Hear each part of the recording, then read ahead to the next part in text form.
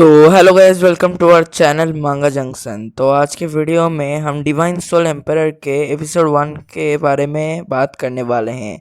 तो ये वाला मांगा हम पिछले वाला मांगा इटर्नल लाइफ के साथ अल्टरनेटली ही शुरू करेंगे। तो चलो शुरू करते हैं आज का एपिसोड। तो एपिसोड के शुरुआत में हमें जियांगचुन सिटी का सीन दिखाया जाता है।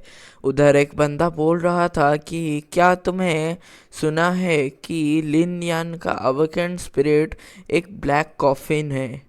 और एक बंदा बोलता है कि हाँ, मैंने सुना था सबसे बेकार स्पिरिट फ्लावर एंड ग्रास है, पर कॉफिन तो मैंने कभी नहीं सुना था। और कोई बोलता है कि लिन फैमिली में एक कूड़ा कब से रह रहा है।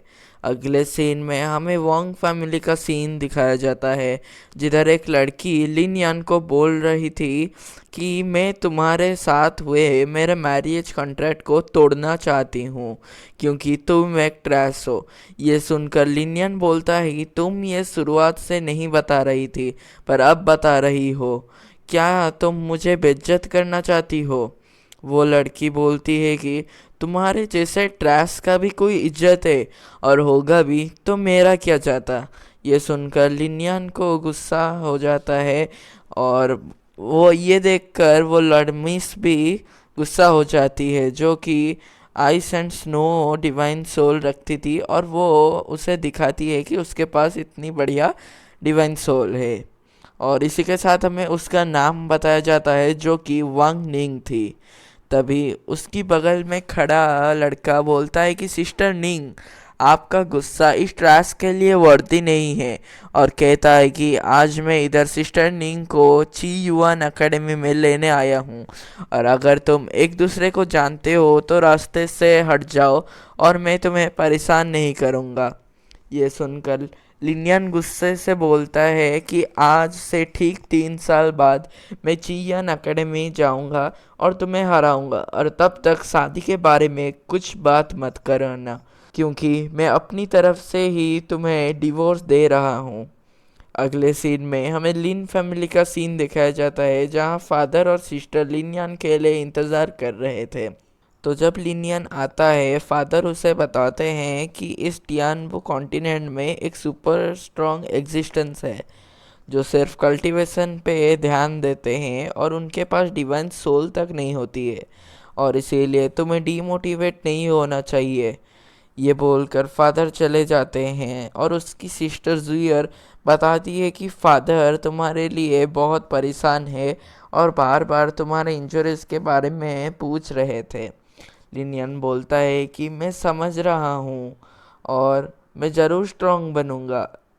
अगले सीन में लिनियन कल्टीवेशन करता हुआ दिखाया जाता है, और वो सोचता है कि मुझे मेरे फादर और बहन के लिए स्ट्रांग बनना होगा, पर मैं इस स्पिरिट के साथ क्या कर सकता हूँ। उसी समय उस कॉफिन से काला धुआं निकलने लगता है, और लिनियन सोचता है कि क्या इसके अंदर भी कुछ है, और वो कॉफिन को खोल देता है। अंदर देखकर वो हैरान हो जाता है, क्योंकि उसके अंदर एक लड़की थी। लिनियन उसे पूछता है कि तुम मेरे सोल के अंदर क्या कर रहे हो। तभी वो स्पिरिट पूछती है कि ये कौन सा जगह है। लिनियन बोलता है कि ये डाफिंग डायनेस्टी है।